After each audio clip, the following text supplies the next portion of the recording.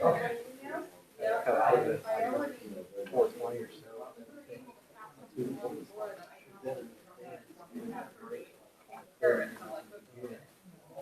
And that's how you secure the production.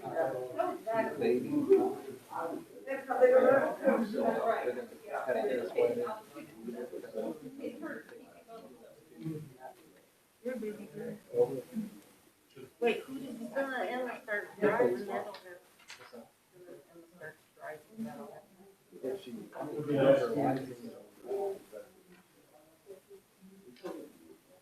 I would.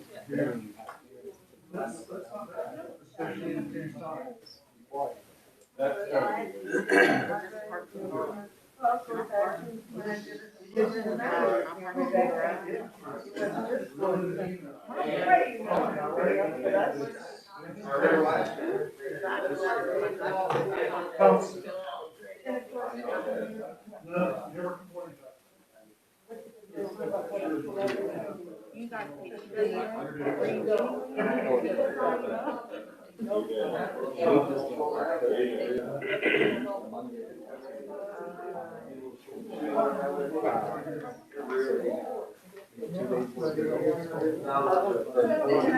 So they have 2 days of skill. They try.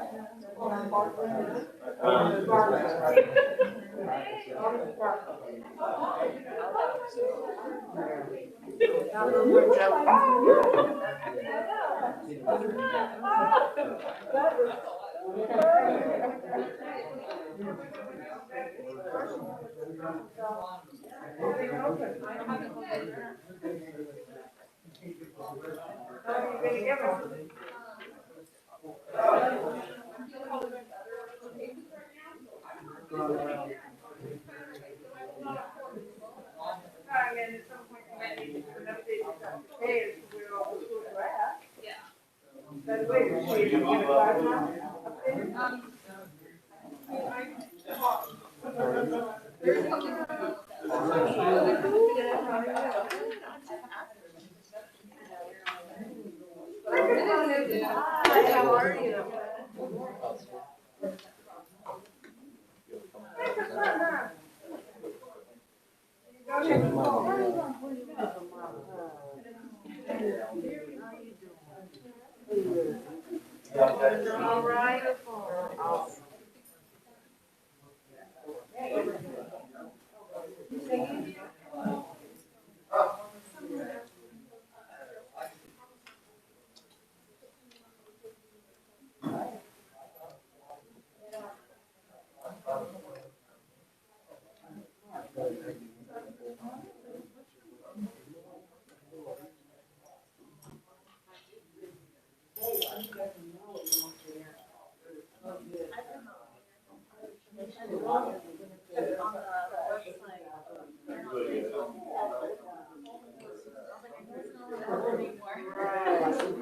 All right.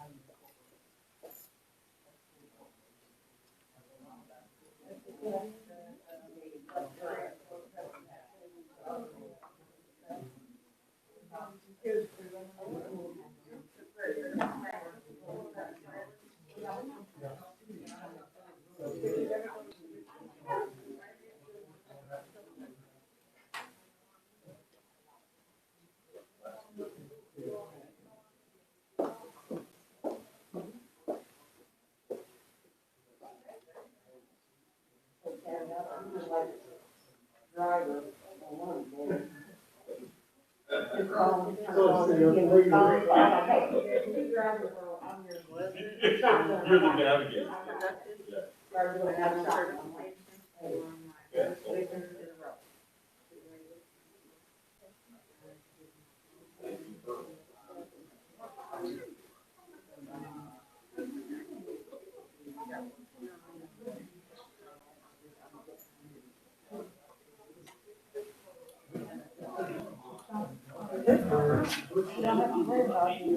Grab it.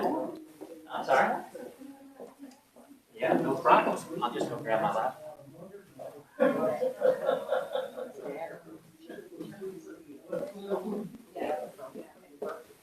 Hi, how are you? Doing well, how about you?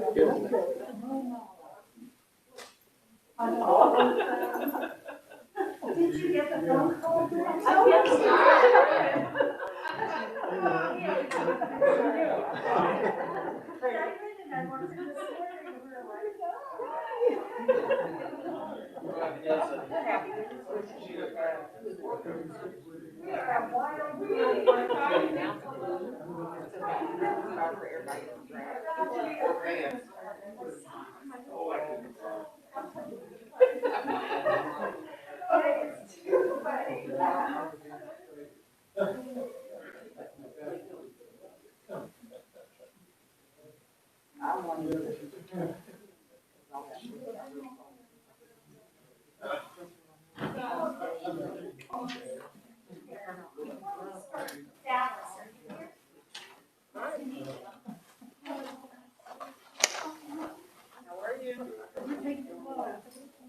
James?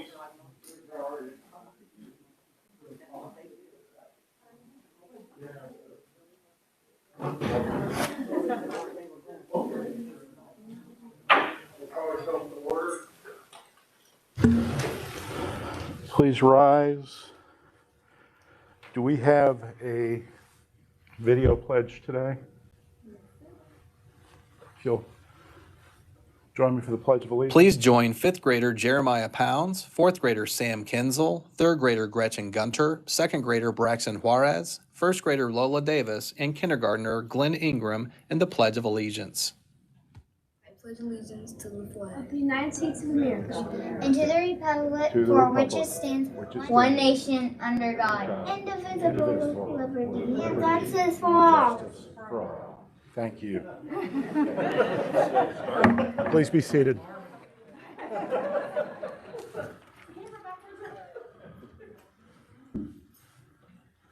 We'll call our roll. I am present. Dr. O'Neill is absent this evening. Mr. Heater? Present. Mrs. Bales? Present. Mrs. Barnes-Griffin? Present. Mr. Irvin? Present. Mr. Lowe? Present. Thank you all. We have Westview Elementary here. Mr. Ambler.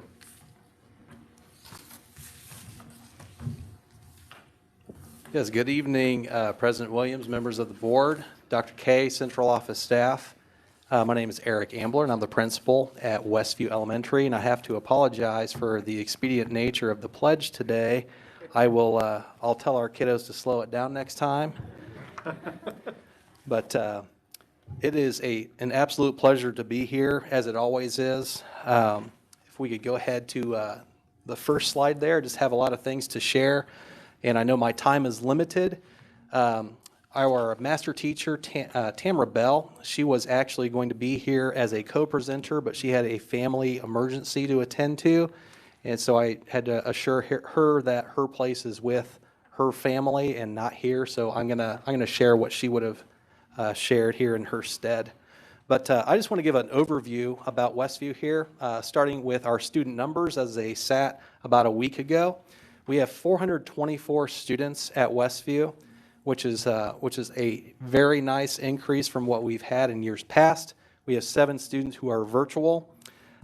We have 310 regular education, and 114 of those kiddos are in our dual language program with 13 native speakers. So to that end, we are what's called a one-way dual language Spanish immersion program because we have less than 50% of our students that are native speakers. So while I would love for us to be a two-way, which is good and advantageous not only for those native speakers, but also for our students who are non-native speakers, we do have a ways to go. But if we go to the next slide here, breaking that down, our pre-K kiddos consists of 20 students. And if you take a look at the other numbers by grade level, starting with kindergarten, that's the total number of students. That includes our dual language kiddos who are denoted in green. So you can see our numbers when you get down to fourth grade are pretty robust. 25 is the general cap that we have for a classroom for dual language. This is our fifth year for our first cohort of our dual language program, who are now fourth graders. But we do have some pretty large numbers in fourth grade, and then rounding out fifth grade, just in the mid-20s or so. If we can go to the next slide, please. We have been able to enjoy community partners consisting of Ball State University. It's great to have those students back in our buildings offering supports. We have Ed Reading 430, Ed L 300. Ed Reading 430 is they are there in a capacity of after school reading club, literacy club, and we actually use data to determine who we wanted to get into that for some additional help and exposure to literature and reading. At L300, those are practicum students that come in and they do a lot of observations, they do small group work with our students.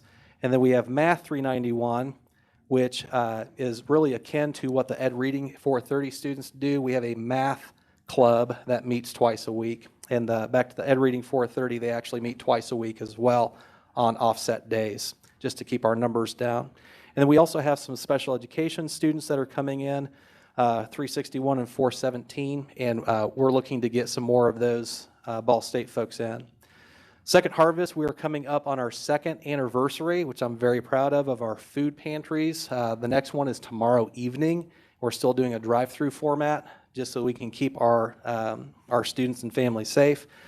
They've also helped us out with books for students, which we're doing in coordination with Second Harvest, and they've also supplied some flowers for our teachers on occasion.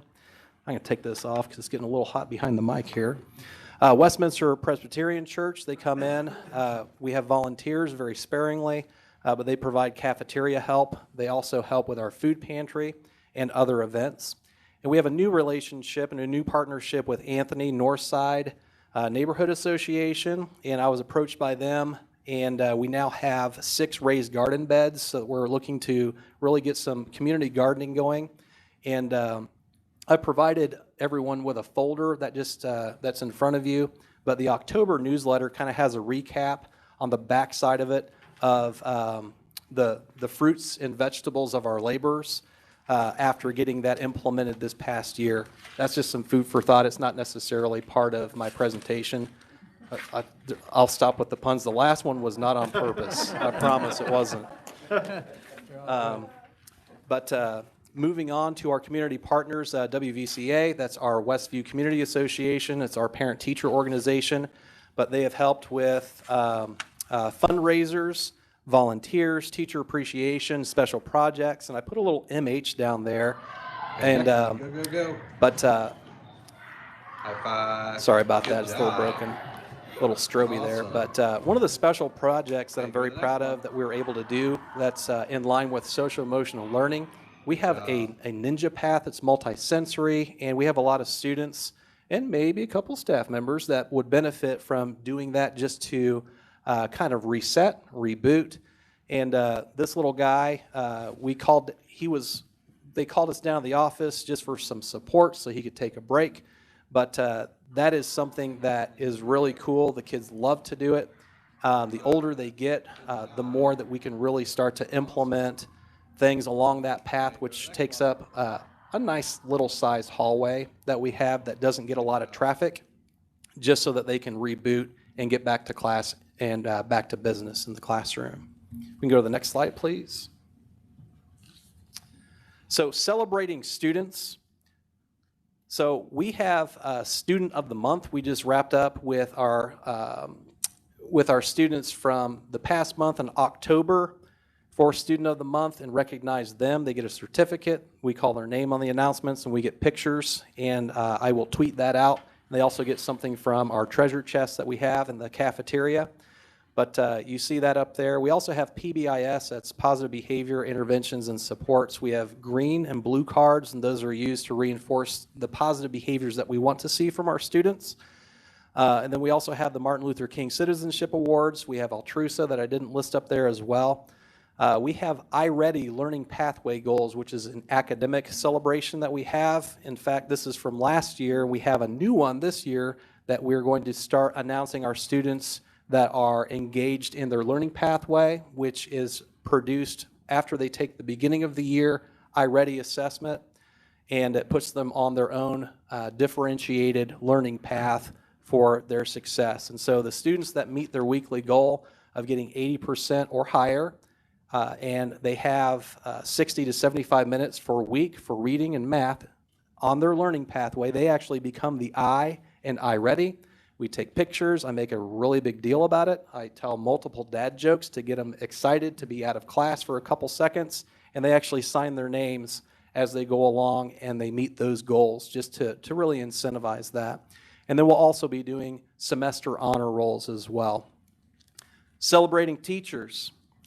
If I had more than the time allotted for this evening, I would celebrate our teachers more so than one slide. It does not do them justice. I can't say enough about the culture that we have at Westview, and it's by and large because of our teachers and their buy-in to not only supporting the culture that's already been established, but feeding that culture as well.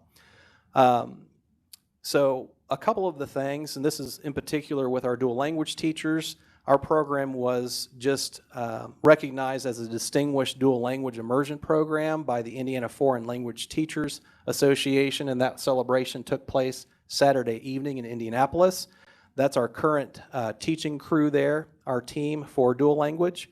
And also last year, towards the end of the year, we were identified as an Imagine Learning School of Excellence, and that's also our dual language award winners. And then our dual language teachers who were awarded that for our program. And then also our teacher of the year, Kelly Agnew, who she wanted to be here this evening. She went to the wrong MAC though. But if she's watching, hi Kelly, you are here in spirit. Thank you for all you do. I said you can tune in on the internet. But then also, I thought it important to share just a quick picture. That's the sign-in sheet for like before and after hours, where teachers, when they come in, hopefully I don't get a call from them saying I forgot my alarm code. But they're coming in after hours. They sign in a central location so that they know which colleagues may or may not be in the building still, so that they don't arm the alarm before they're done taking care of all the additional business that they have taken the initiative to spend extra time away from their families to make sure that they've satisfied everything to meet their class expectations for their students and themselves. So I'd be remiss if I didn't put that in there. The next slide, please. We have an instructional leadership team, ILT, consists of Tammy Bell, which is our master teacher. She's there on the right. Kelly Agnew, she's a mentor teacher. She's new to that role this year. Katie Morales, she's also a mentor teacher. She's new to that role this year. Amy Lightsey is our PDS liaison, and I've known Amy since I was the principal at Storr Elementary, and so we have a really good working relationship, and it's been really advantageous to have that relationship for as long as we've had it. And then of course myself. But what we do as an instructional leadership team, we discuss and we interpret data and next steps. That's not only iReady data, but we're looking at benchmark data with F&P, which is our reading framework and curriculum. We collaborate with all colleagues, provide feedback and guidance via weekly PLCs, which are professional learning clusters. Those meet once a week for every grade level during a prep time, and those are led by Tammy Bell and or Amy Lightsey from time to time. We'll do learning walks where we're doing informal observations, co-teaching, lesson modeling, and field testing. One of the nice things about having an instructional leadership team with master and mentor teachers is that we can get more feet in the ground, more people in the classrooms to start connecting a lot of those dots that we may not be able to otherwise. So we get more bang for our buck as far as instructional leadership. particularly within the scope of different things that I do as a school manager that might occupy my time or command my time, depending upon the situation. This is something that it seems kind of oxymoronic in a sense, and I started my first staff meeting this year, and I said, you know what, we're going to be consistent with change. And there were some sideways glances. There was maybe a mumble or two with, where's he going with this? But if you take a look at these pictures of our classrooms, these are first grade through fifth grade. These kiddos have been Westview All-Stars since kindergarten, okay? And this doesn't include our dual language students because they are their own cohort that goes the same class from year to year. And so these are our English classrooms. So first grade, 36%, 18 out of 50 we had as kindergartners. And this is a little straw poll that I did. And our second graders, only 17 of 48 at the time in Gen Ed were there at Westview since kindergarten. Third grade, 32%. Fourth grade, 30%. Fifth grade, 12%. And so when making the point with consistency with change, we have a lot of change in our district. We have a lot of change as far as teaching staff. We have a lot of change as far as our students are concerned. But one of the things that's been consistent throughout that change, and this is something that I keep going back to with our staff, if you just click off, not to the next one, but we're meeting our students where they are each year, and then we move them forward from where we get them. And so that's been a challenge, and it's been a challenge that we meet head on, and it's really it's a testament to our teachers, whether they've been there for almost 3/8 of the year, when we got the midterm coming up this Thursday, or if they've been there for 30 plus years. And so we're always being consistent in the face of change. The next slide, please. So this is Tammy Bell wanted to share this, but as far as, and I wanted her to share that, but since she's not here, I'm going to share it for her. And I said, Tammy, we're going to have to keep it brief and succinct. So I'm gonna follow my advice that I gave for Tammy here. But our plan for growth for this year, in the face of that consistency and the change. Reading, we're going to focus, and we have been focusing on phonics and close reading. Math, solving real world problems. You click again, please. And then writing, performance task writing. We used to call it a writing prompt back in the day when I was still in the classroom, but now it's a performance task. If you hit the next slide, please. And the next slide, please. So when we met with Ball State back in June, I believe it was June 14th, we had a meeting. We took a look at a lot of student data that we got from iReady and other sources. And so we started to prioritize what we're doing and how we're doing it at Westview. So as far as writing is concerned, we're analyzing our current data. We're taking benchmark data and creating informal benchmark assessments using that data.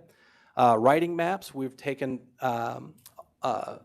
basically a calendar, and we have grade level teachers that have developed a long range plan for writing standards and when we are teaching those throughout the year. PLCs, those professional learning clusters, we're not letting something go just because we mention it once.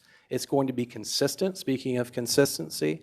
But professional development of instructional writing strategies, and Amy Lightsey has been instrumental at the K2 grade levels, and then Tammy Bell at the 3rd and 5th grade. And then a lot of modeling writing lessons, mini lessons for power standards in K through 5. You hit the next slide. So Amy Lightsey, I had asked her if she would be interested in sharing. She said, no, thank you. But to that end, this is something that she had put together. I'll just read it briefly here very quickly. She says that working with Tammy, she's our master teacher, has provided her with additional insight into the demands of elementary students and an overview of the instructional and professional development goals of our school. And through this partnership, she's been strengthened instructionally through being able to take her knowledge of the curriculum, of students, and the school to use it to better prepare her practicum students for their experiences. And I think that's very important, that we're not doing things in isolation with our Ball State practicum students or with different initiatives that are coming. We're doing it in concert. For example, one of our PDS focus that was led by our summer examination of the data is on writing. and she's referring to that June 14th or 16th day, I forget which it was. The work that the teachers have been doing in PLCs have been building a framework for writing instruction. She's then able to take each grade level's instructional focus into consideration as she prepares some professional development for PLCs. And finally, this partnership is valuable educationally for our Westview students because she's also able to use that same instructional focus for teachers selected to prepare for teacher candidates to go out into the classrooms and work on writing instruction with the elementary students. She goes on to say that she's proud of our teachers, our instructional team, and all we've been able to accomplish, and she's excited to see what is ahead for this all-star staff and our students. You can hit the next slide. That's just that we are partners. Chirp, chirp. Does anyone have any questions? Questions for Mr. Ambler? So are you, at 400 students plus, are you nearing capacity? We are at capacity. You're at It's a good capacity. problem. I'm glad we have that problem. Yes. And I would frame it as a challenge. Last year, we knew that we were going to grow the program for dual language one grade level at a time and add a fourth grade classroom. So to that end, we actually had an additional program for our students with emotional disabilities, affectionately known as Room 5. And so Room 5 basically had to give way to be a classroom so that we could afford to continue growing our program because, yes, we are at capacity. I recall a time where I think some board members were over in our library and the same question was posed. And I said, you are effectively sitting in our spare classroom. Well, Room 5, that program was able to go over to Longfellow Elementary, and I'm not going to do it. I was talking with Dr. K, and, just because I miss those kids. Some of those kiddos were able to stay here, to stay at Westview, but others depend upon their needs. They went to that program or at Longfellow. So, yes, we are at capacity. Excellent. You know what I tell many people when they ask about Westview, I said, well, let me help you understand the capacity. Their teacher's lounge is a couple tables sitting in one of their hallways because they really are out of room at Westview. Yeah. We sure wish we could add, some rooms at Westview. Yeah. I'll tell you, that sensory path takes up that hallway, part of that hallway, and so provided teachers aren't grabbing a quick bite over there in the hall at those tables and there's no one utilizing the sensory path, I mean, it could be lunchtime entertainment, but we are at capacity. It's very cramped. It's manageable at the moment, at the present, but we need more room, particularly since we're adding fifth grade dual language next year. The other comment is a comment. I run into parents consistently who sing your praises. So you're doing an excellent job. Well, I appreciate it. Thank you. Yes. Yeah. Mr. Ambler, tell us a little more about the award. I saw you Saturday evening, the award that you received down in Indianapolis. Sure. So we were nominated by Vesna Dimistrichia, and she is with Indiana University. She's been instrumental from the get-go with the development of our program, as has Dr. Bell. I remember when Dr. Bell, and thank you, when Dr. Bell was interviewing to be the director of elementary, that was the platform in which she presented to myself and my counterparts at the time. And so there's been a partnership with Vesna, and she actually is part of the dual language grant, which comes to offer some feedback and do some like informal assessments of our program, provide feedback to the teachers, then debrief with me to see how we can make things better. Last year, she was not afforded the opportunity to come into the building to be able to do that. This year she was, and she was teary-eyed. She was very emotional because of the leaps and bounds that our program has made. And so she actually put our program up for that award. And evidently, we just found this out. It's the 53rd annual meeting of that organization. And we're like, there were, part of the award ceremony, there were student entries for posters. And I'm like, we could have won some of those, we could have gotten our kids involved in that. And so It's really nice to be able to get that recognition, but then through that recognition, be able to get more avenues for our students, more avenues for our teachers, just to celebrate them. And what was the award called again? So it was the Distinguished Dual Language, I don't want to misquote it here.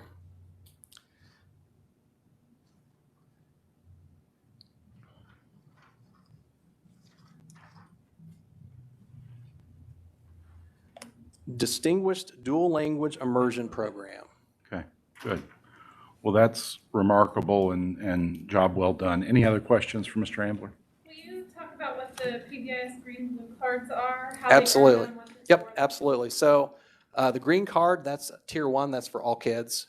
So when we see kids, not if, but when we see kids that are making good choices, they're being respectful, responsible, or safe in whatever capacity, whatever area, we give them a green card. We reinforce the behavior. We tell them what they did, why it's great. Or I tend to turn the tables on the kids a little bit, and I will identify a student that's making great choices. And this is an awesome, awesome thing for lunch coverage in the cafeteria. When I'm in there covering by myself, I'll say, okay, I've got a pocket full of green cards. I'll put a stamp, a Mr. Ambler stamp on one. I'll say that's worth 5. So I'm integrating math. There's an exchange rate. But one of the things that I'll also do is, particularly the kids that need that reinforcement, if they earn it, I'm not making it up, but I'm finding those reasons to hit them up with a green card. I'll give them a second one, and I'll say, now I want you to find one of your classmates or someone else in the cafeteria who's being respectful just like you, and I want you to give it to them between here and your classroom. That way, and the teacher's like, thank you.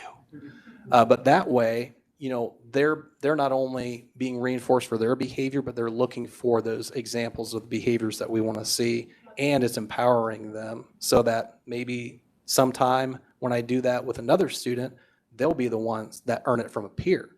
The blue cards are classroom cards, and they have several. We've got a big display in the main hallway, so all the kids are going to see it.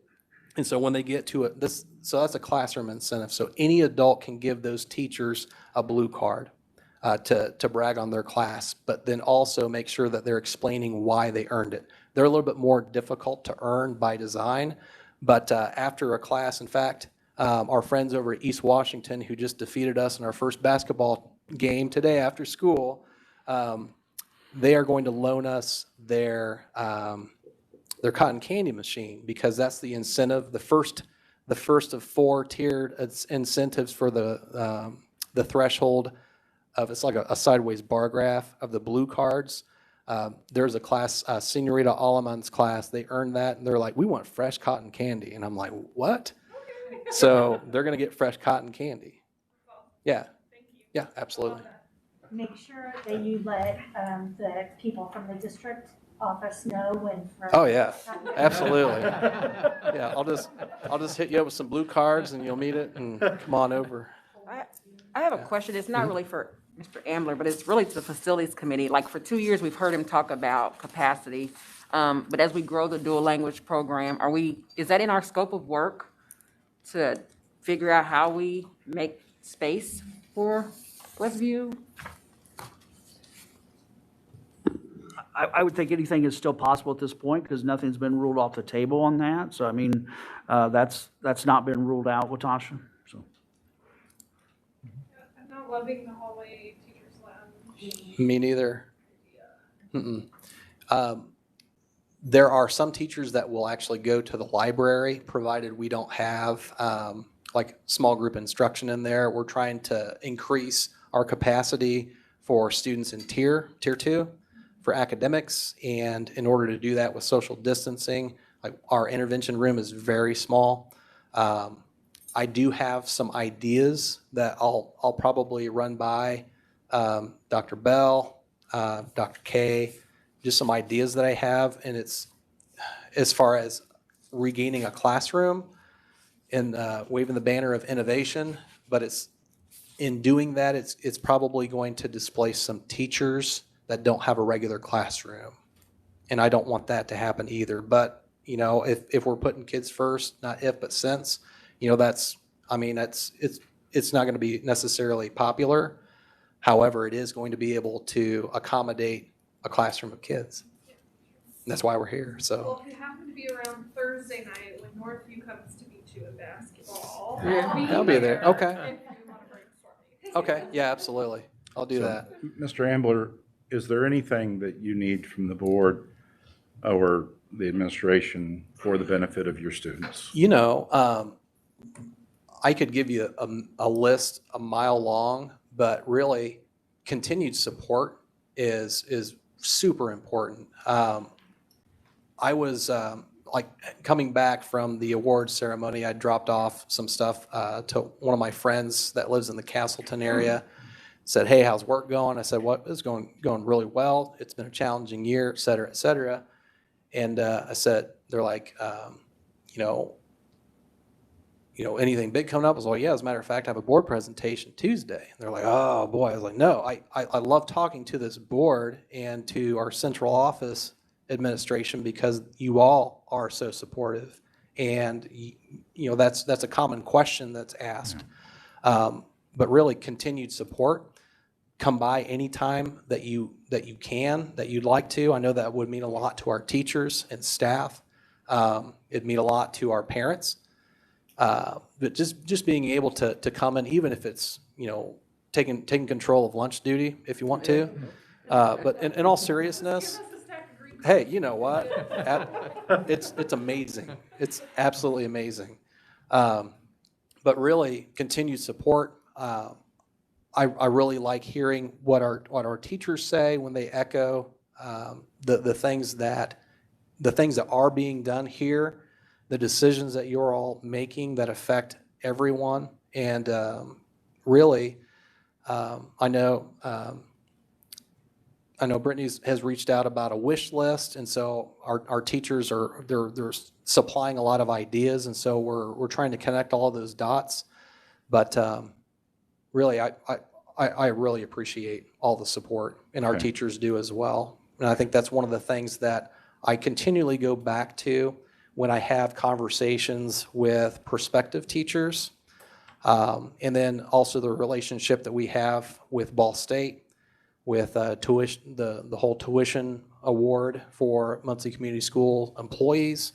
And so there are so many steps in the right direction that it makes what is sometimes a daunting job as a building principal, not only palatable, but so much more enjoyable because I can always bring those things up.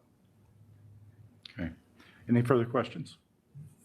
Thank you, Mr. Ambler. Hey, thank you.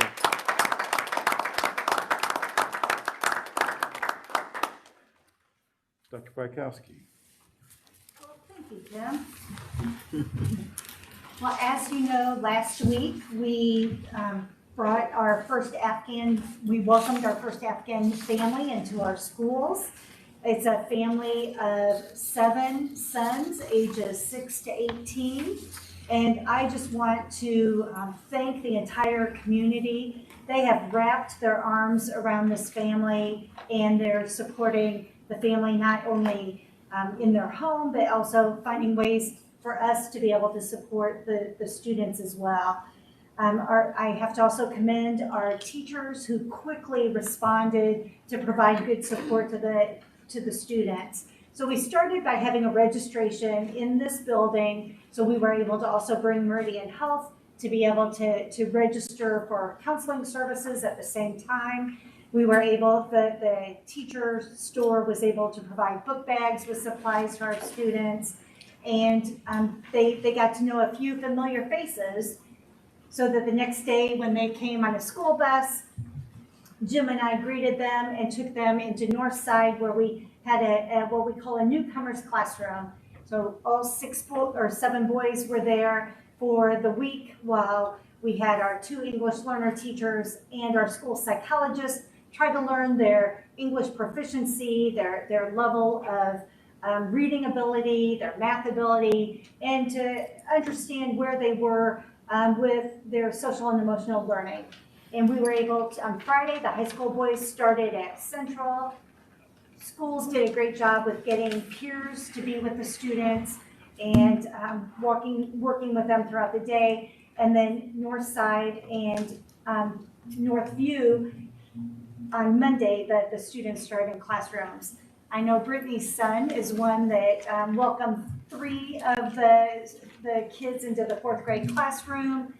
We purchased books to be able to read about what it is to be a refugee, and the kids and teachers just want to make sure they're doing the very best to welcome the students and to help them as they try to learn their way around our American schools. My understanding is in the next week or 2, we'll be getting our next family, and we're ready to go. We're ready to welcome more students into our schools. You know, it's a way for all of us. To me, you know, I said Thanksgiving's coming, and with Thanksgiving, it's always time to, you know, reflect and what are we thankful for. And you know, it's another way for us to think about the gratitude when we see what some other people are going through. Boy, it made me go home and really count my blessings. And so you know, that's good for everybody to reflect on, you know, all the many good things we have in our lives. And I know the family is very grateful for a safe place to live and for a good school for their boys to be educated. And so that's where we are with our Afghan families. Friday, Jim and I think, is it Jim, you'll also be participating, and Dave as well, right? With the Ball State University Foundation. We'll be sharing about Muncie Community Schools and more about our partnership. Today I met with a couple members of the Indiana State Board. They are developing a new dashboard that is a way for people to understand how schools are doing, and they were wanting some feedback based on that model from a practitioner. So I appreciated being able to offer some suggestions about that. We had Shaka Griffin was named by the East Central Indiana Athlete of the Year. Always proud to see our students get that recognition. We also had some students, you'll recognize some of these names as well, compete in cross country. They made it to semi-state. So one is Gabe Reynolds and the other was Hayden Bradford, correct? And then the entire team made it to regionals, which was great. We were very proud of them for that.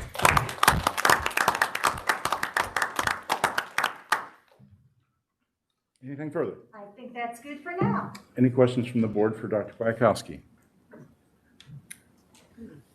I would say, echo, we submitted the corporation's statutory annual report on October 31st to the governor's office, to the legislature, and to the Department of Education. That report, along with a dashboard, has been made publicly available. We have received, through Dr. Kwiatkowski, significant positive and affirming feedback from the governor's office and DOE. I have received significant feedback from the Senate and the House, and members of the education committees down there in the General Assembly have been very pleased with our progress and specifically the content of our report. So I want to take a moment and thank Dr. Kwiatkowski and her team. You recall that we put together the semi-annual report earlier this summer in an effort to be prepared for the annual reporting, and that has been submitted to those agencies of the state pursuant to, the requirements of the statute. Any questions concerning that? And we have a presentation tonight about our strategic plan report. So Yes. you'll see more about that. Okay. With that, Mr. Arnold. You have a timer.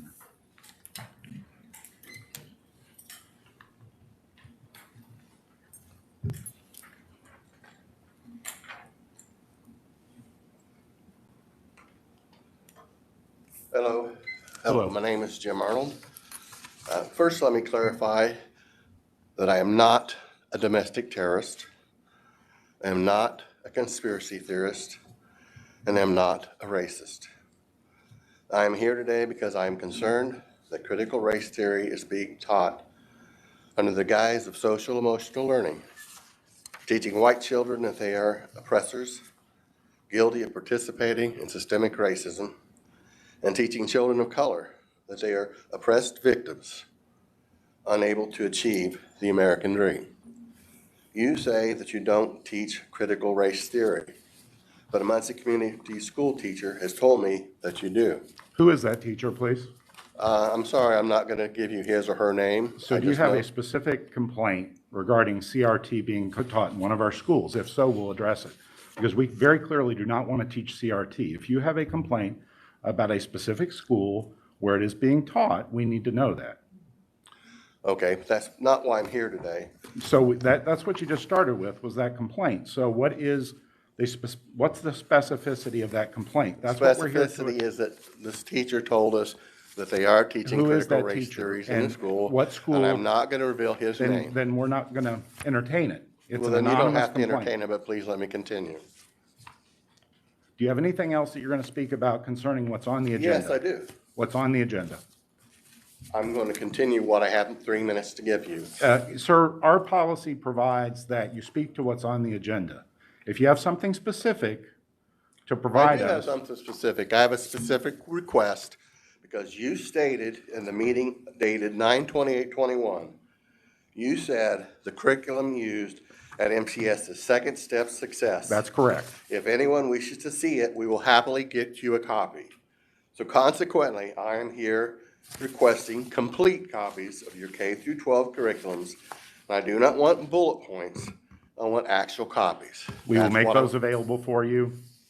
Dr. K? We actually have, we already have like links where you'll be able, so make sure, do I have your email address? It's right here. It's on my request. We'll get that to you tomorrow, okay? All right, I appreciate And it. then if you have further questions after you look at it, I'd be happy to address that with you.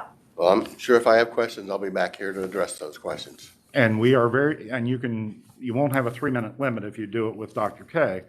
And if we have somebody who is specifying that CRT is being taught in one of our schools, we want to know that. Now, you might go back to this person and say, are you willing to go public with this? If so, we want to hear it, because that is not what we're intending. Okay, well, I'm glad you're not intending that. My concern is, I know there have been other teachers in public schools in Indiana who expressed their concerns with CRT, and they were relieved of their position. So I am not going to tell you And so who there are this very person. specific statutes governing and preventing retaliation. This board will not retaliate against an individual teacher who has a specific complaint about CRT. We will evaluate it and investigate it, and we will hold ourselves to our oath that we will not retaliate against a teacher who brings that concern forward. That is our oath, and that's our obligation. So if it isn't being taught in a way that is truly critical race theory and teaching children to feel bad about themselves, we want to know that. I absolutely, and nobody on this board wants a child of any race, color, ethnicity, religious background, or gender to feel bad about themselves as a result of any of those factors. That's unacceptable to us. Well, I'm glad you feel that way. I live on the south side of Muncie. I moved into a modest neighborhood after I retired when my dad was ill. And I see children of all colors, boys, girls, black, white, brown, playing together and having a good time together. And they just don't need to be taught how to not like each other. That is absolutely correct, and that's why you have my attention. If somebody says this is occurring, we want to know it. I've talked to Dr. K about it, and she says the same thing. We are alert to that possibility. We watch the news. We understand that that is a concern. We have been very specific in what we are doing. We are trying to teach children about this nation's history in all of its grandeur. You know, Benjamin O. Davis, Tuskegee Airman, first black Air Force general, Larry Doby, integrated the Cleveland Indians. At the same time, we talk about people like Eisenhower and Lincoln and Washington and their grandeur and the grandeur of the Constitution in spite of its compromises. What we will not accept under any circumstances is one of our faculty or assistants or administrators making a student feel bad about themselves as a result of race, gender, religious upbringing, or ethnicity. That is unacceptable. Well, that's excellent. And for the record, when your previous meeting that I missed, I think for about 20 or 30 minutes, you went through things that we can and should teach in school. And for the record, I agree with what you said. We need to teach all of our history to the students so they know the good, the bad, and the ugly, but they understand that they live in the greatest country in the world. Our American experiment is magnificent. And the beauty of this experiment is we have this arc of justice. Now, we haven't always bent in the right direction, but the goal is to bend it in that direction. And I served in a judicial role, and one of the things that will get my attention quicker than anything else is somebody making a child feel bad about themselves under any circumstances, but especially because of some trait like race or gender or religious upbringing or ethnicity. That will get my attention in a hurry. And that's why I stopped you and asked that question, because if that's occurring, we need to know it. Okay. And I understand your situation on wanting to protect your friend, but you can assure her that, or him, whoever it is, that this board is bound by the laws of the state of Indiana and the laws of the United States. And those laws include anti-retaliation provisions that I take very seriously, because ultimately that's where folks get in trouble, is on those retaliation provisions. Okay. Thank you. Do you have anything else? I'm sorry, Mr. Arnold. No. I interrupted you. I'll give you however much longer you want here. Well, I think we pretty much addressed it. I mean, I was told that it is being taught in the school, so I was concerned about that. That's why I've asked to see your K through 12 curriculum. We'll give you every piece of curriculum on the SEL. We'll get you the social studies curriculum. It is within standards. The Second Steps curriculum, Second Steps Success, was named an exemplary program by the Bush administration, White House in 2002. It goes through such things as empathy, kindness, sharing.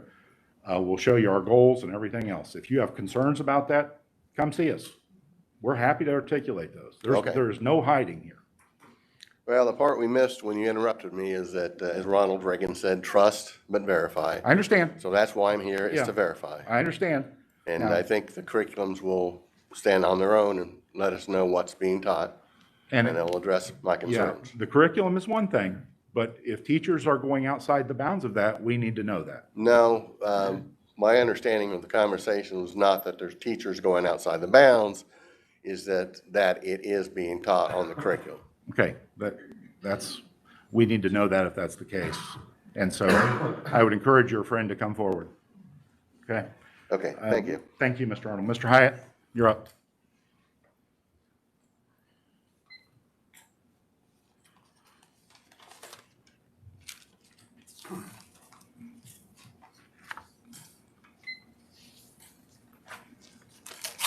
Chris Hyatt, 2812 Birchwood, Muncie. I got to hand it to the principal of Westview School. He came up here and set forth a precedent that we don't have to wear a mask when we're speaking to the board. That's fine. Keep your mask off. Thank you. I'm glad that that's cleared up. Pardon me? I guess I'm glad that that has been cleared up. Thank you. When you're speaking, if you want to not wear a mask, that's fine. I guess the first order of business for me would be, I stopped by the office earlier, which was closed, is to deliver upon the board a FOIA request. You can leave it with Ms. Phelps there. Thanks. Thank you. And I'm going to give you a little significant feedback, and maybe it's not going to be all that good, but I'm going to speak briefly to the Muncie Community School System's success or lack thereof achieving their primary objective, and that they're tasked with, and that's the educating of our children. Ensuring their proficiency in the most basic of primary subjects, reading, writing, arithmetic. And the best source that I have to go to is the very sources that you've spoken to relevant to the Indiana Department of Education. To the ISTEP test results. We're aware of those results. Pardon me? We're aware of those results. Well, I think it's important to note that we are at 18.5% success on that, passing grade on that. That's not which is entirely true. Well, that's what the state board. You're cherry picking there, but okay, well, that's all. The results themselves speak for themselves. I would encourage reading literacy about 43rd from the bottom of the list on 366 school corporations, and maybe that explains why in a room full of Muncie school children, 1 out of every 3 are being educated outside the school corporation. 35%, 2,500 students. Parents that have decided they want what's best for their children. To the extent of the economic impact of that, if the numbers still stand true in Indiana, that equates to nearly $17 million worth of revenues. So I'm not here to debate the issues with you. I'm only here to report what the Indiana Department of Education is reporting. How many students do you say? 2,500 students out of 7,100 available school. Actually, the number's about 1,800, Chris. Well, I'm telling you what the school's reporting. I have the reports right here, Jim. No, the number's 1,800. I just looked at them. Okay. Well, they report, then you're looking at numbers that are not available to the public. Is all I can tell you. I've just pulled the numbers off and I have the reports. The somewhere buried in my- number's 12 million. So 12 million, that's not chump change. Isn't that what the Indiana state rained upon you in a loan when you first took over? Well, we did receive a loan, which we're paying back. And you call that some sort of success? Well, I don't know. Give me $12 million and see what I can do with it. We don't want to do that. Your time's up. I don't imagine you do.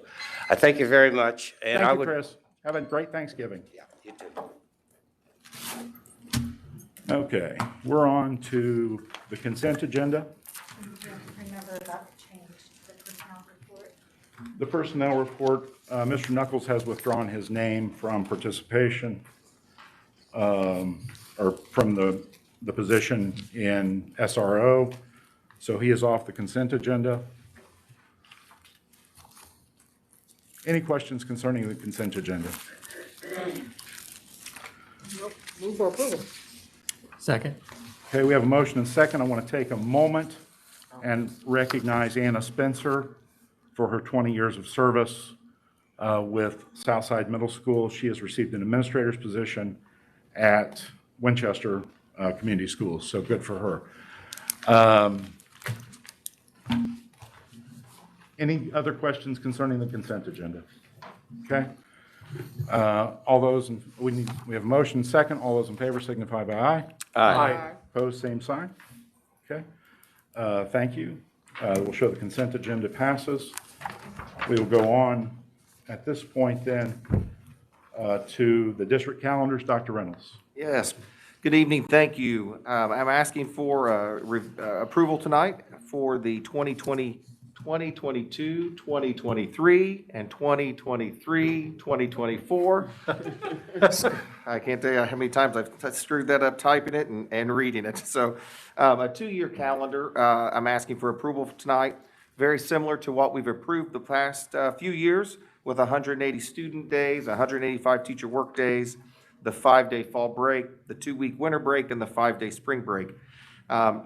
Just a couple of quick things that corresponding start dates to the last few years, teacher work day to that Friday prior to the students' return, a 1-day innovation summit, the continuation of the 2-hour early release days on that 4th Tuesday of each month, with the exception of March and December. And then one addition this year, we've added another 2-hour early release day to have more parent-teacher conferences. While we had some successes with that this year, we thought another day would really be very, very beneficial to getting folks into those days. We sent some parent surveys out and some parent, student, teacher, community member surveys, and had about 415 respondents to those surveys.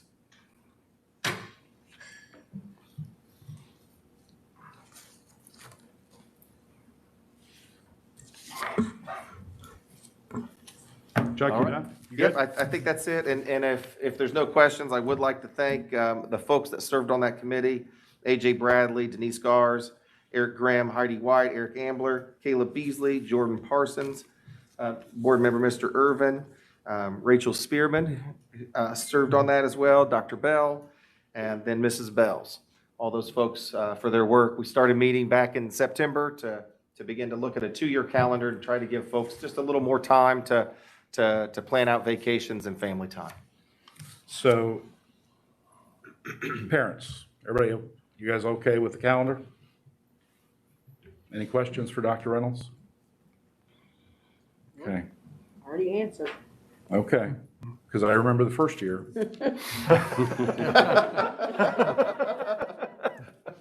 I wasn't in charge of that calendar. You're running from it, aren't you? That's right, I inherited that one. Need a motion to approve? Okay. I didn't realize, for those who are here, I did not realize how absolutely controversial calendars could be. Yeah. So, But this is such a collaborative group you got going Yeah. here with the students and the parents and Yeah. I mean, this is excellent. This Yeah, is so- excellent. And I'll be sure that we've been communicating with the area superintendents as well. So I think that they will have similar breaks. yeah. So, anybody that has any questions, Dr. Reynolds is your man. With that, would entertain a motion. So moved. Second.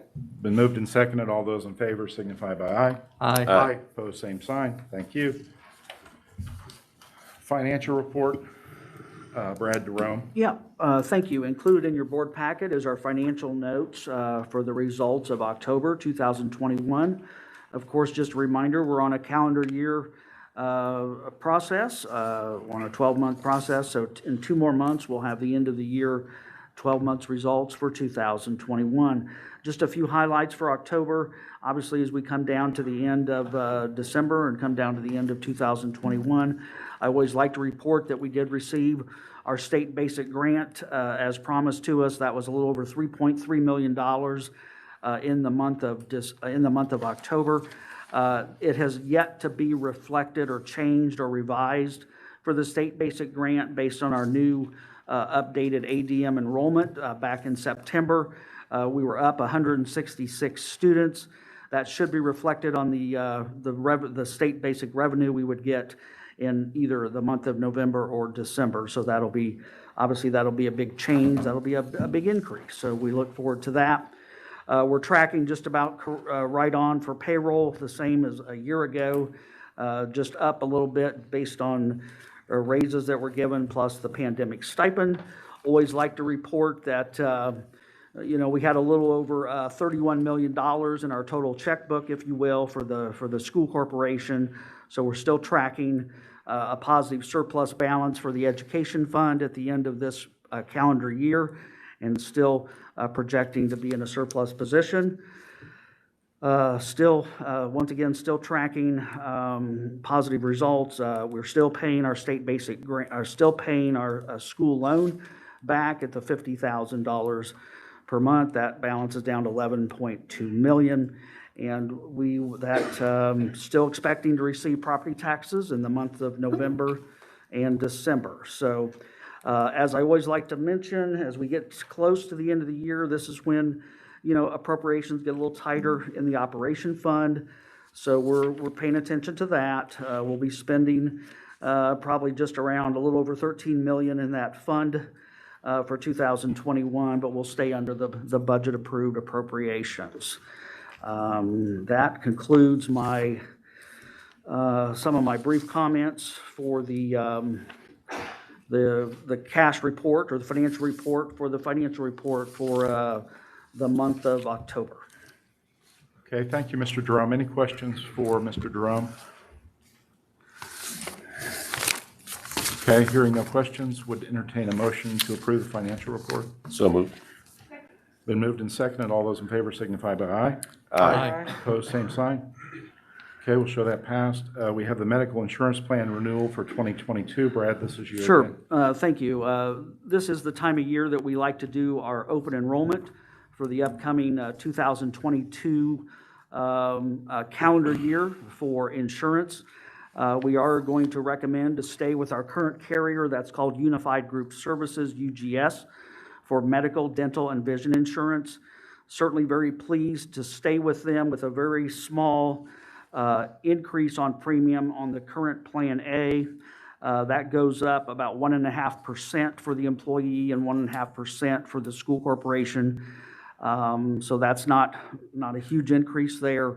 That works out for a single plan employee about $13 for an annual increase on their premium. What we're also doing is adding an additional plan. We're going to call that an additional Plan B. That additional Plan B is considered a high deductible health care plan, and that will be linked to a debit card through a HSA account, and that provides some additional benefits for the potential employees who might choose to go with that.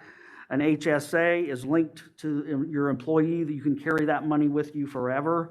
In your current Plan A, it's an HRA, you cannot carry that money with you forever if you leave employment. So there's a slight difference between an HRA and an HSA. So in any event, the premiums are a little bit higher for the Plan B, but the deductibles are lower for the Plan B. So it does at least give some of our employees a choice on what they would like to do, and it may help when we have new employees to make that choice.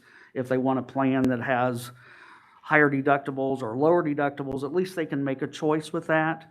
From my understanding, we did have an HSA plan 3 or 4 years ago. It was my understanding when I talked to the folks in my business office. In any event, we would start this process basically with an open enrollment period for 30 days, and starting with these plans in January of 2022. So we're just looking for a motion to approve for these particular plan renewals for next year. Any questions for Mr. Jerome regarding the insurance issue, which is? Quick question about the HSA. Do we contribute towards that, or is it all? Yes, we do. For the HSA, we do. We would seed $500 for a single plan. We would seed $1,000 for anything above single plus one or family. Excellent. Thank you. Brad, will you talk about what the process is when we seek out new, let's say, who weren't going to use Untitled, what that looks like? Because I know several teachers that are not happy with the insurance, so we can talk about why we continue to use. Oh, okay.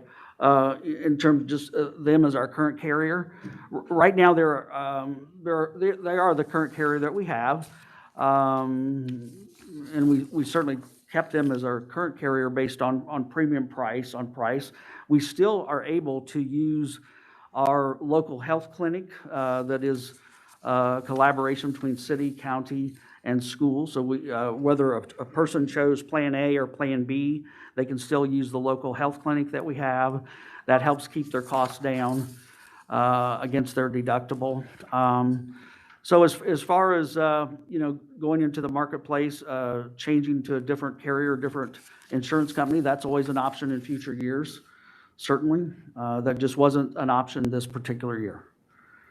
What does it look like if a current employee wants to switch to the Plan B? Okay, if we had a current employee who had Plan A, the PPO plan, and they wanted to switch to the new Plan B, any money they would have set aside in their current Plan A under that HRA agreement, that would end as of December 31st. So if they had any outstanding claims, they'd want to submit that by December 31st, because all those funds would then be forfeited. And you'd start over brand new with the new plan January 1st on the Plan B.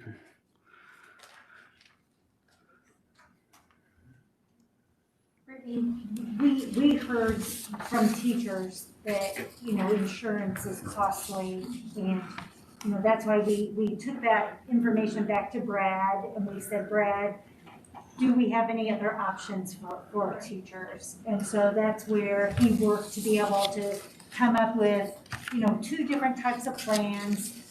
Insurance is expensive for everybody, and we know that even with offering 2 plans, there's still a cost associated with it, that it at least gives more than one option, so they can have a choice to try to determine which would be the best selection for them.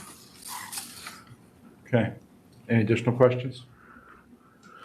It continues to be a significant issue for not only schools, but for everybody involved in purchasing health insurance.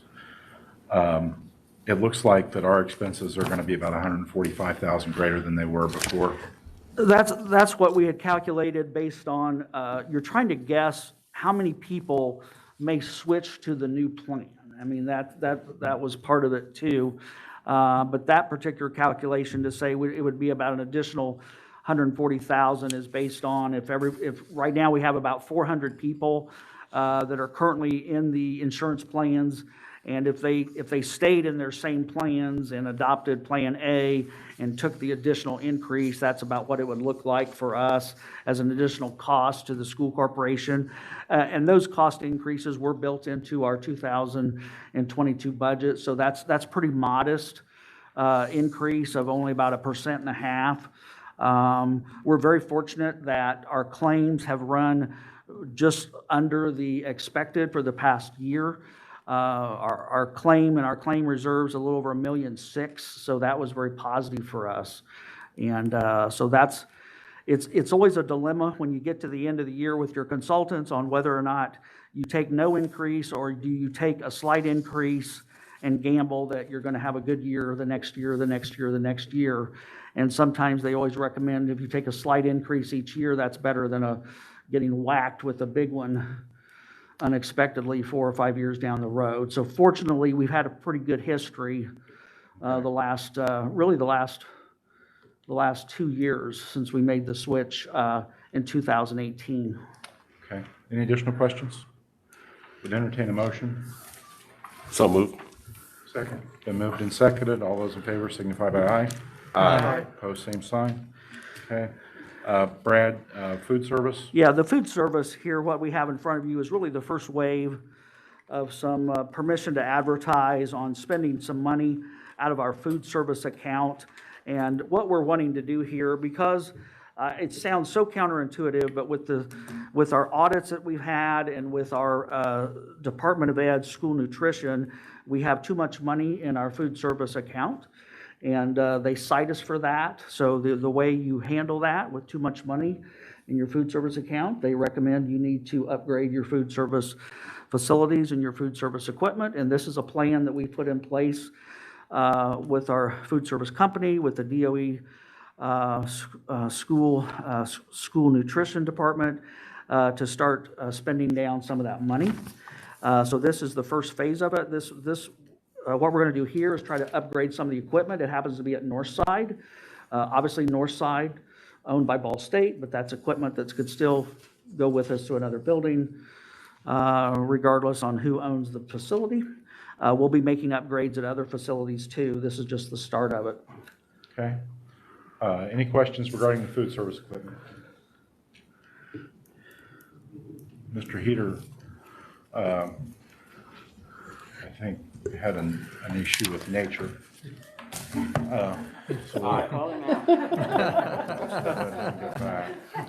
Sorry. No, that's fine. That's fine. There's all sorts of room for jokes there, but I'm going to refrain. Thank you, Jim. Would entertain a motion.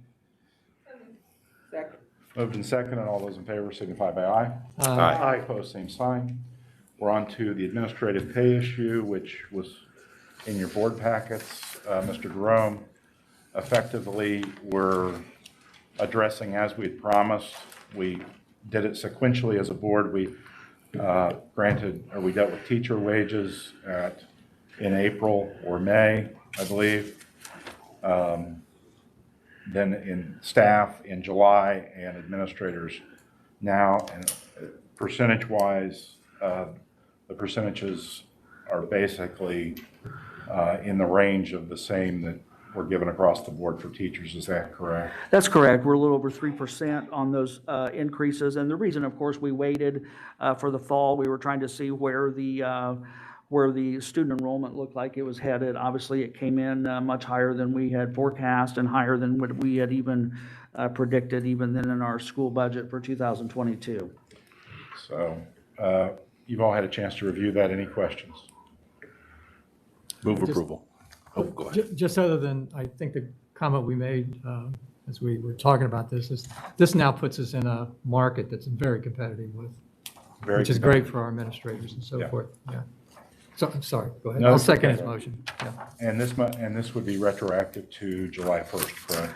It's retroactive. It's retroactive for when the normal administrator would start their school year for the 2021-22 school year. So the motion is the wage increase is retroactive to the normal date when that particular administrator would be commencing his or her services for MCS. Right, that's Okay? correct.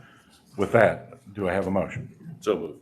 And second. Moved and seconded. All those in favor signify by aye. Aye. Opposed, same sign. We have the strategic plan yearly strike that, I'm skipping ahead.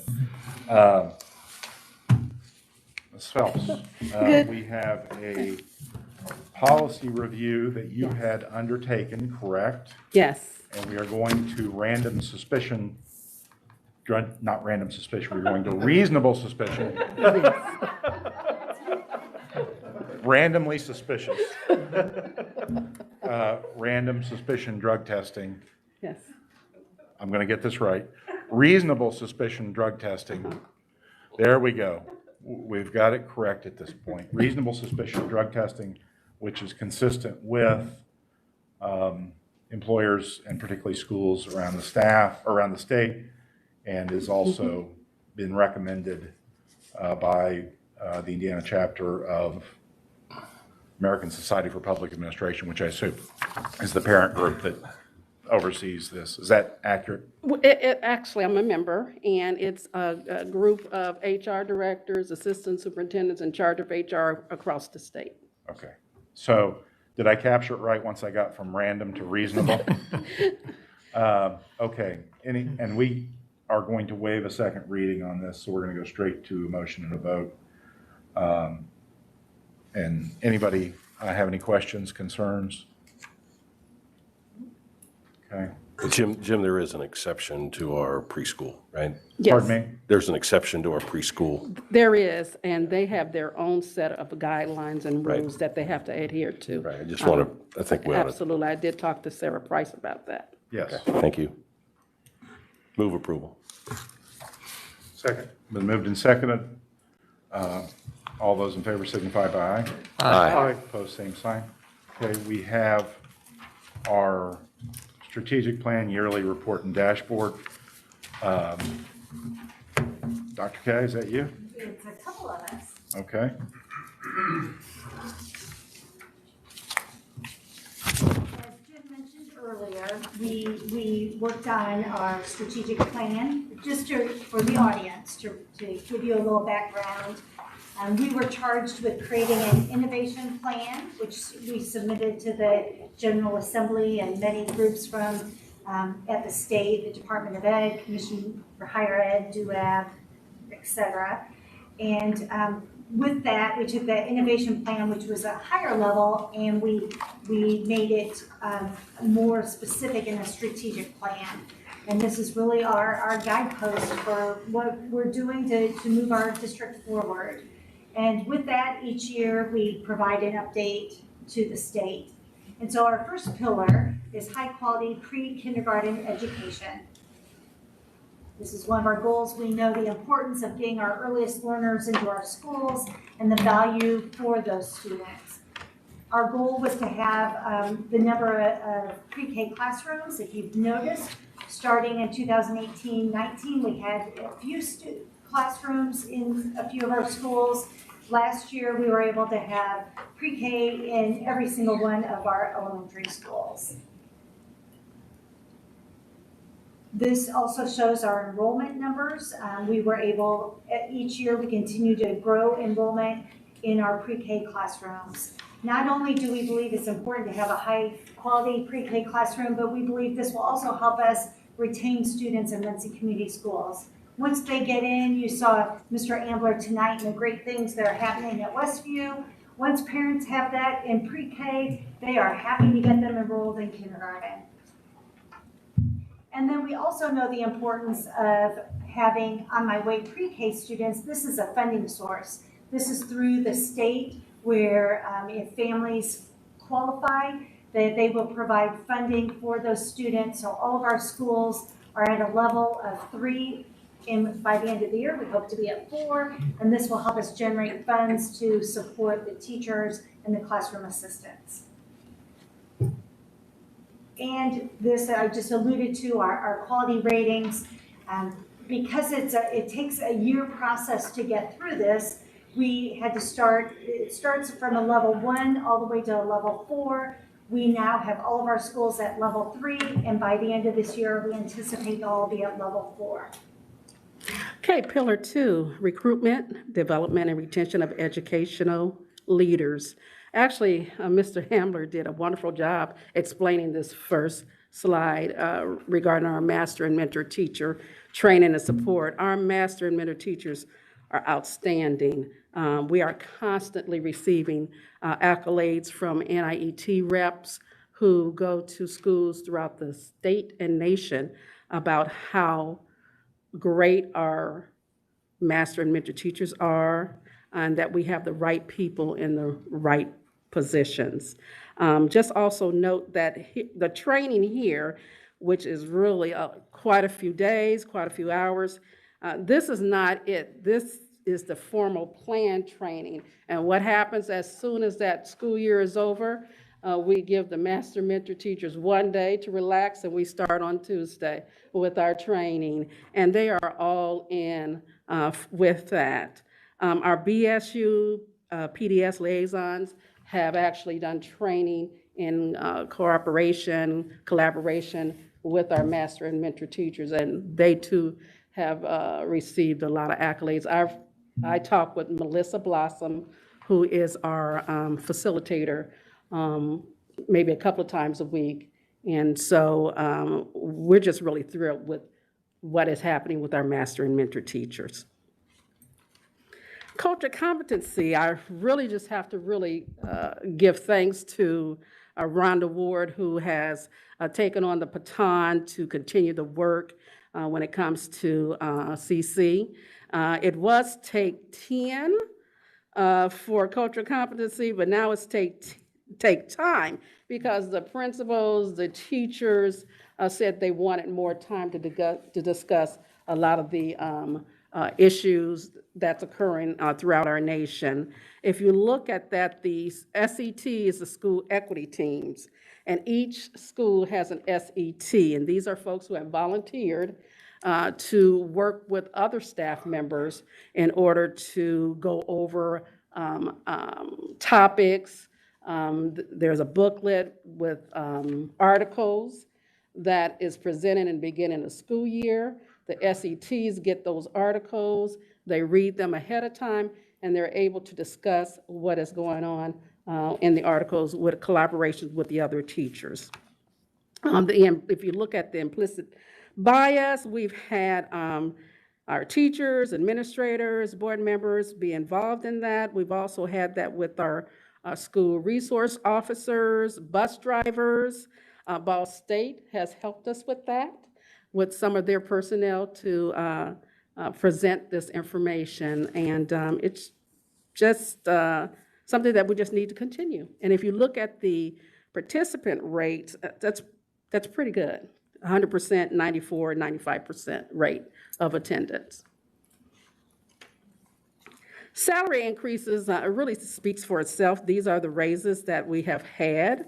You see 2018-19 and 2019-20, the totals, and of course, I can't give enough accolades to our board for making this happen. I've been here 22, 23 years, and there was a drought for quite some time, and when you guys came aboard, I don't know, it's just really awesome. And it's just not me saying that, it's lots of folks saying that. Okay, our teacher retention rate, we're proud of that. If you look at the numbers between 16, 17, 17, 18, there was an increase about 8%. And then 18, 17, 18, 18, 19, about 7%. We've increased the last couple of years by 1%. And right now we're kind of steady, but that's good. We're not bleeding. And that's what we want to do. We have people who are wanting to stay here. And that has all kinds of repercussions, meaning positive repercussions, meaning that, you invest in teachers with PD and all kinds of training, and you don't want them to leave. You want them to stay. And so that is showing that we are retaining our teachers.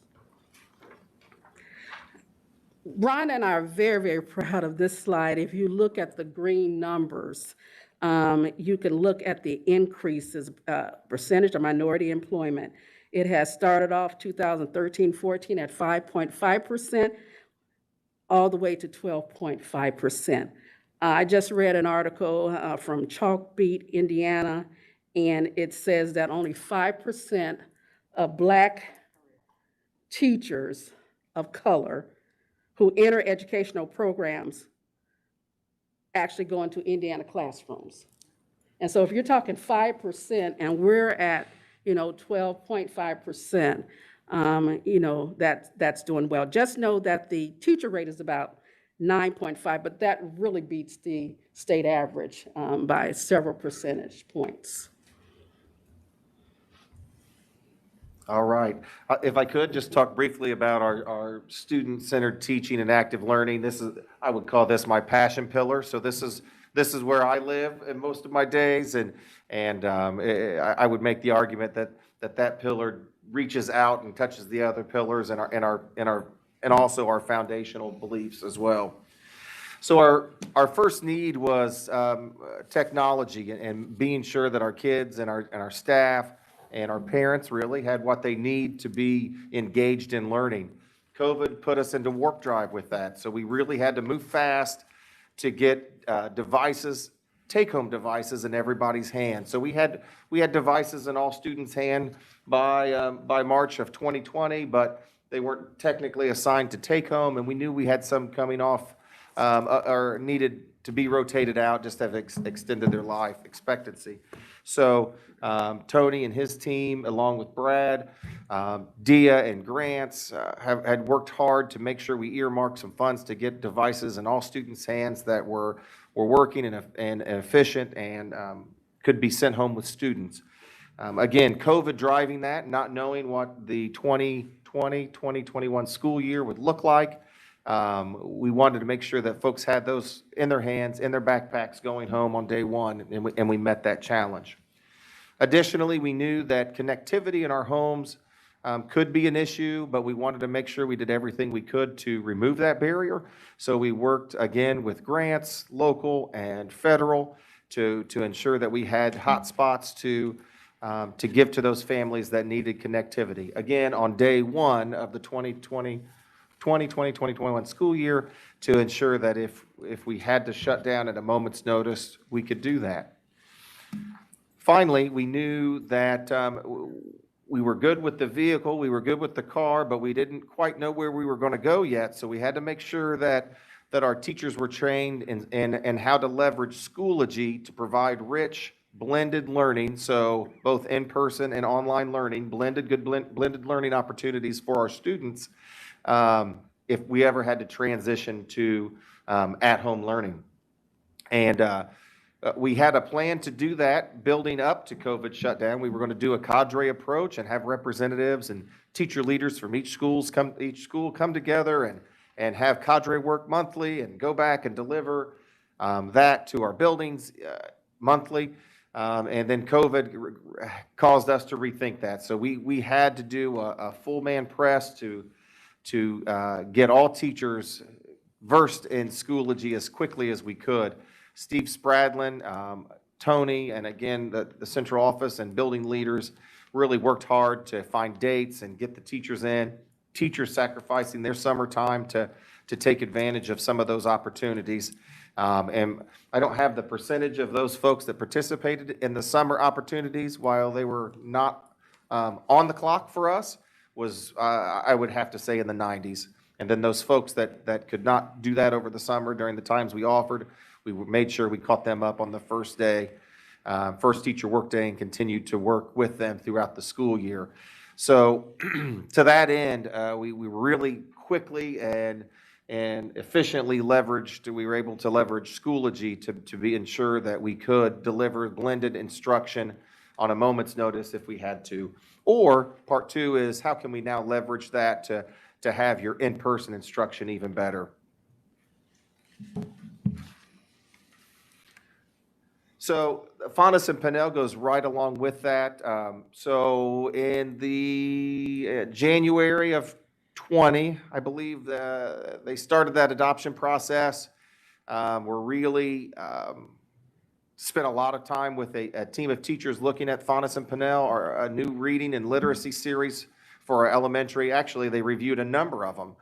And Faunus Pinnell came to the top as the resource of choice, but we weren't quite ready yet at the end of that 1920 school year. So we paused until to the beginning of the 20 school year to really, again, review those resources and have a good implementation plan for Faunus and Pinnell.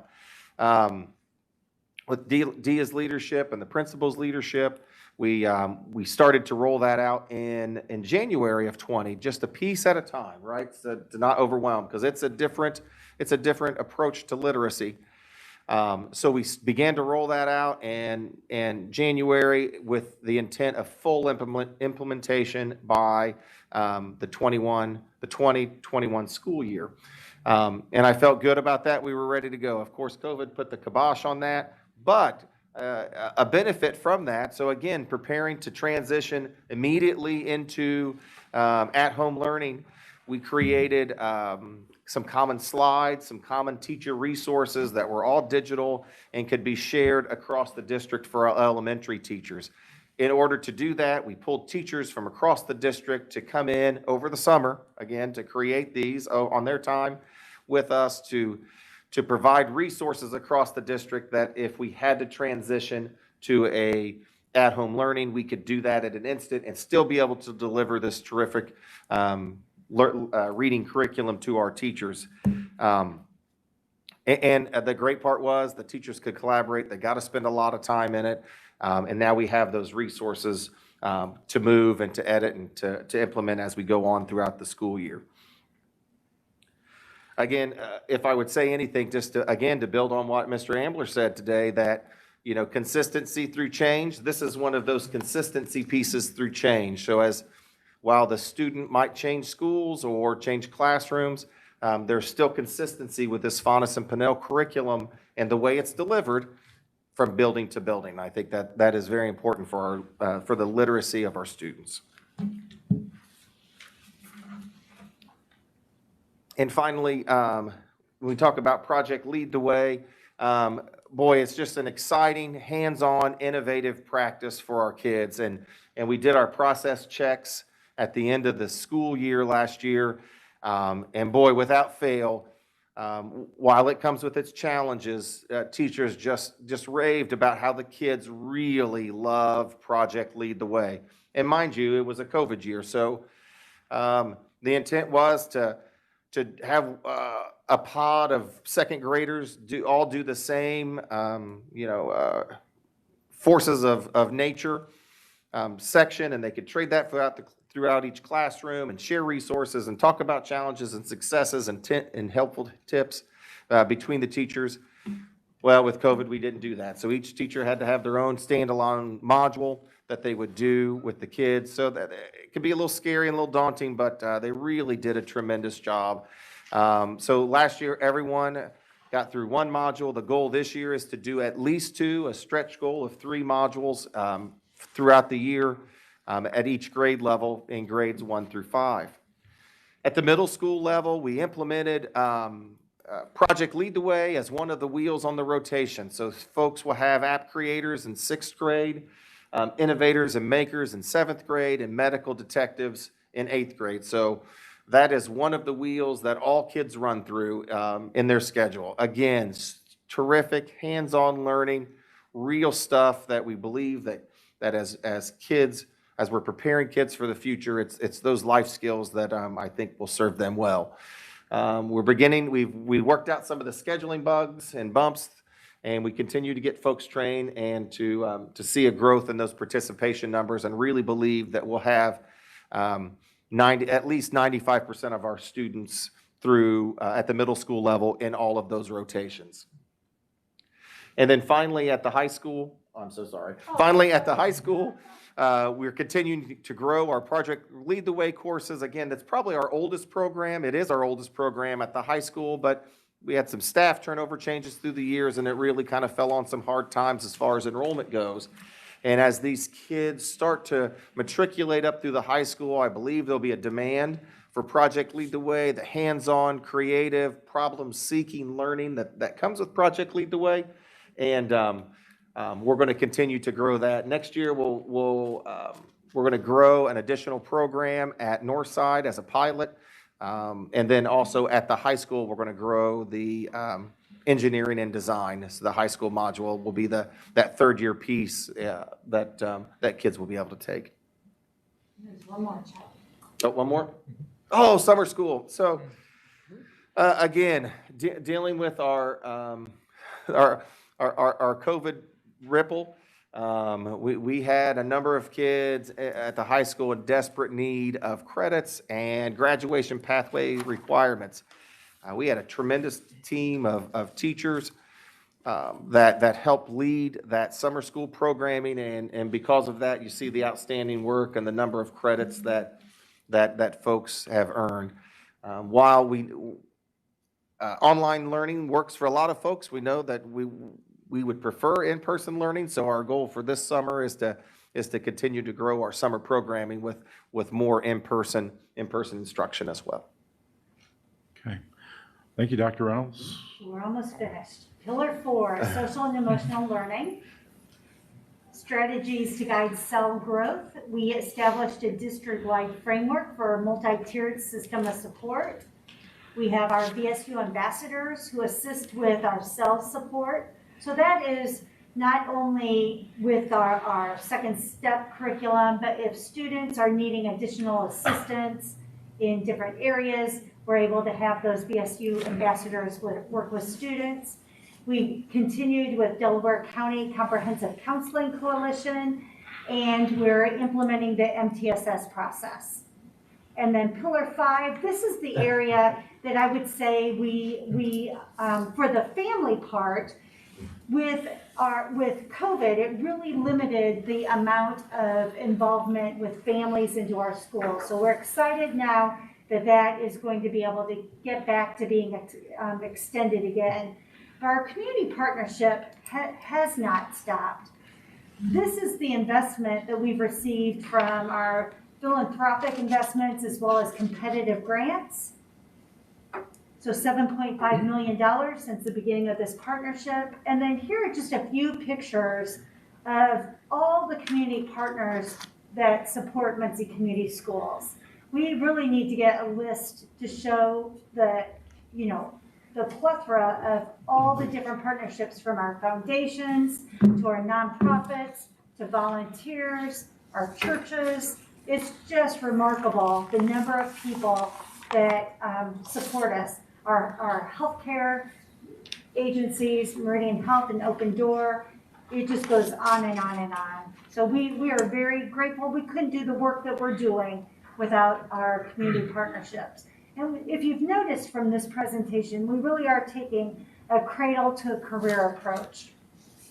Our report is much more detailed. We left out many of the things that we're doing. You would be here until tomorrow night if we went through that entire report. So for anyone that's interested, Andy has it posted under our strategic plan, our innovation strategic plan tab on our website, and that report is available. Every year we'll be providing an update, so it's our way of holding ourselves accountable and sharing with the public what we're doing, not only just with words, but we're giving you numbers as well. Okay. Thank you, Dr. K. Any questions? Would encourage everybody who's watching tonight, everybody who's here, to take advantage of looking at that strategic plan and the dashboard.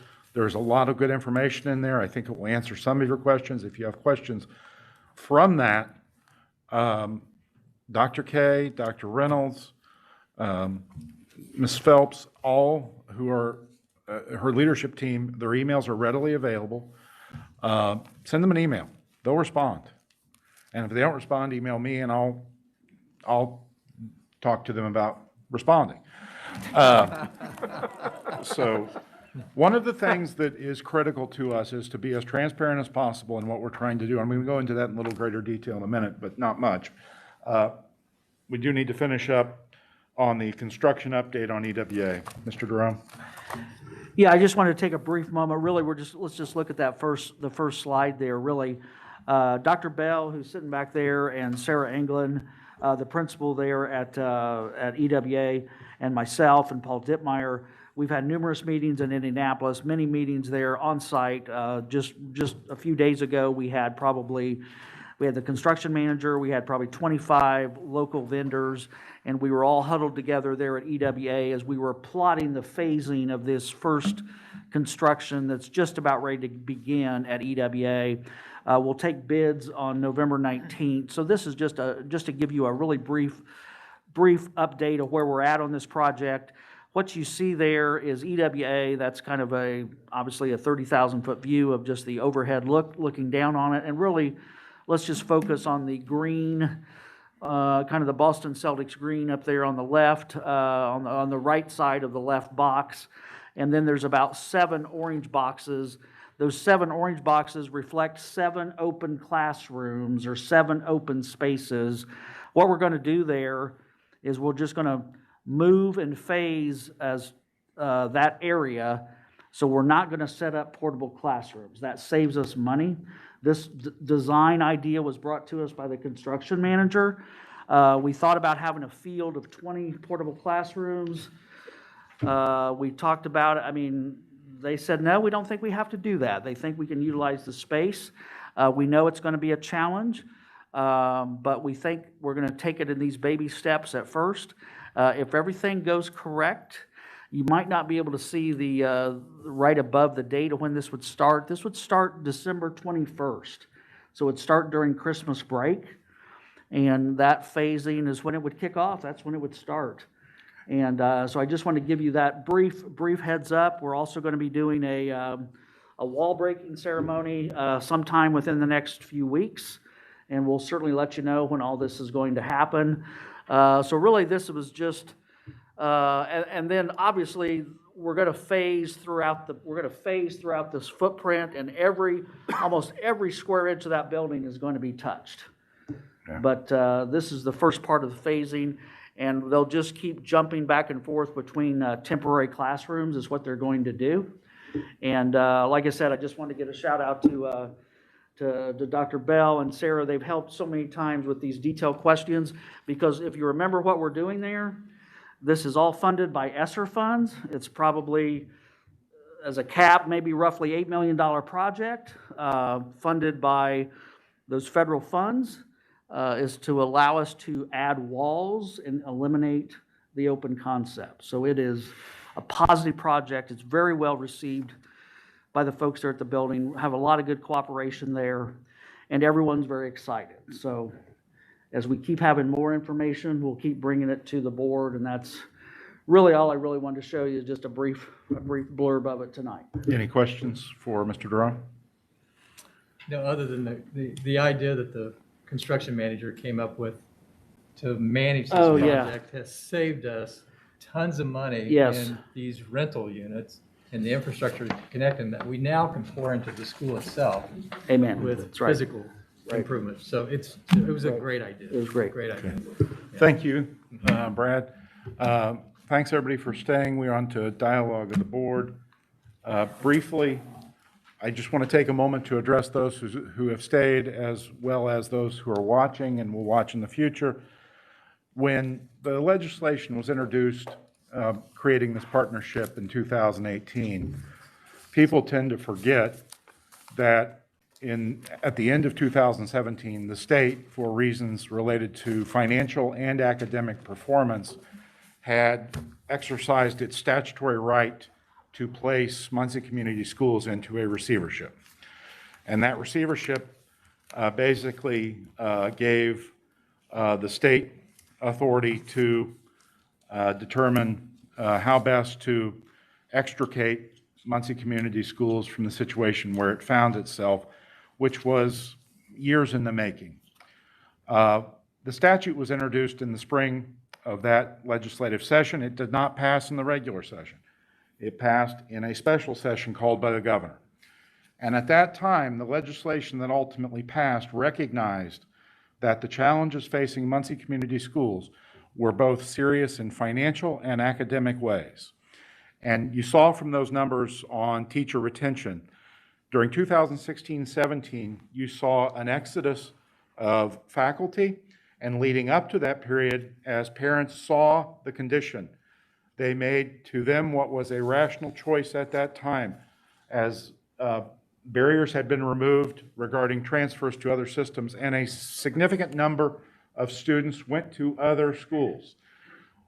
Since that time, in 2018, the enrollment declines have virtually stopped, and in this year, for the first time since 2006, enrollment ticked up for the first time.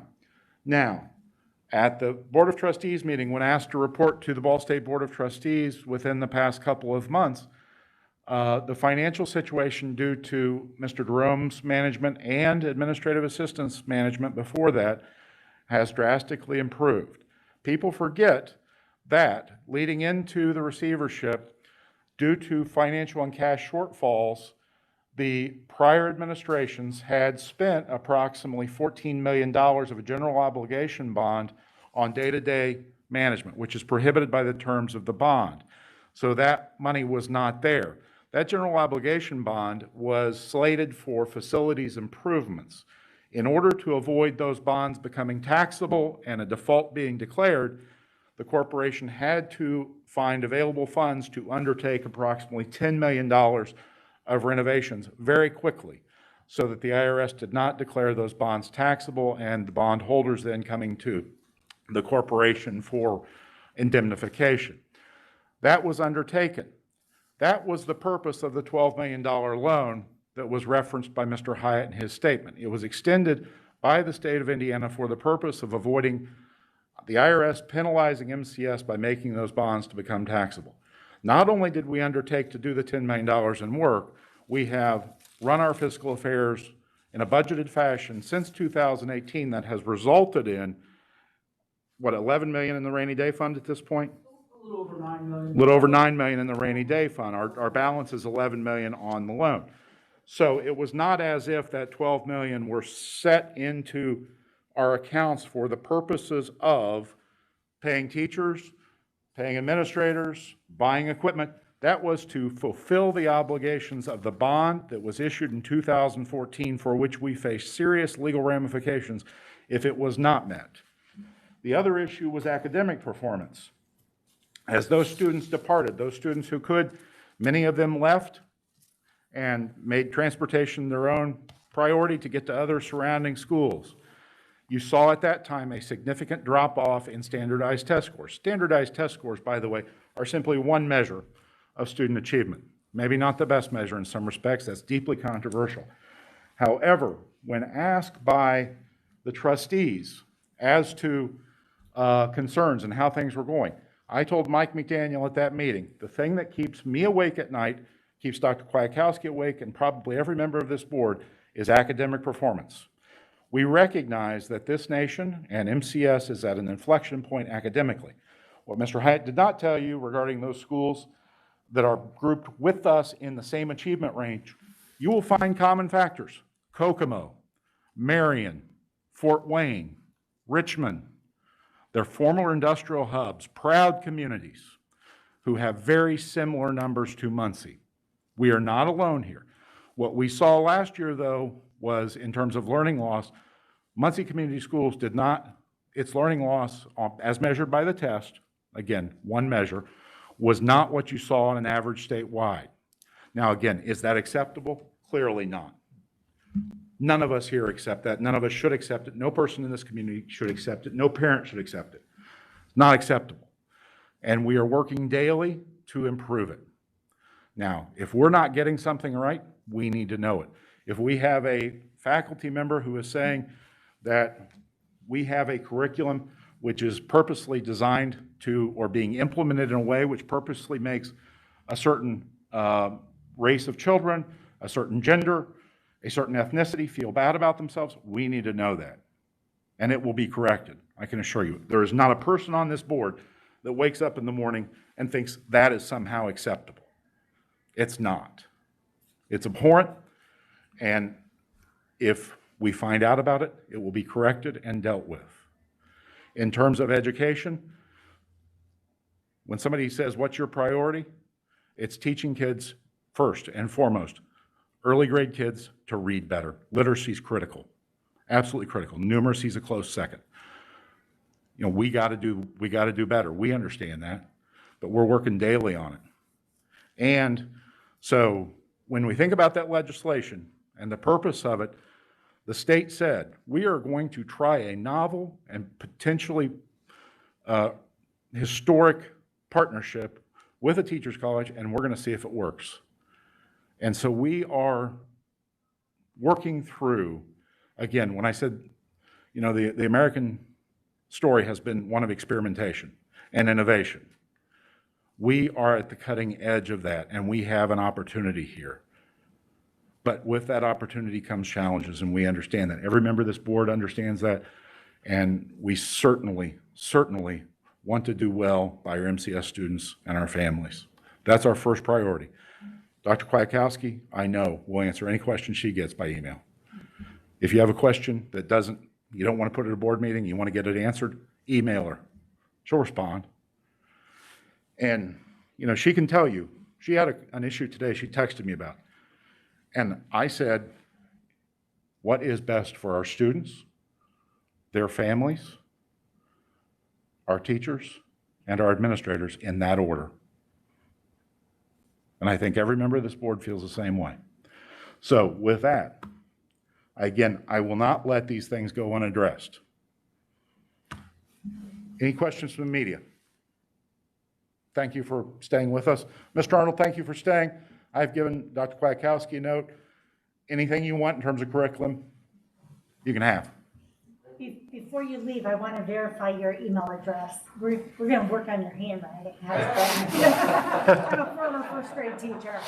So with that, do we have anything else? Anybody else want to be heard? I'm happy. I mean, I don't want to, if anybody else has something to say, please do so.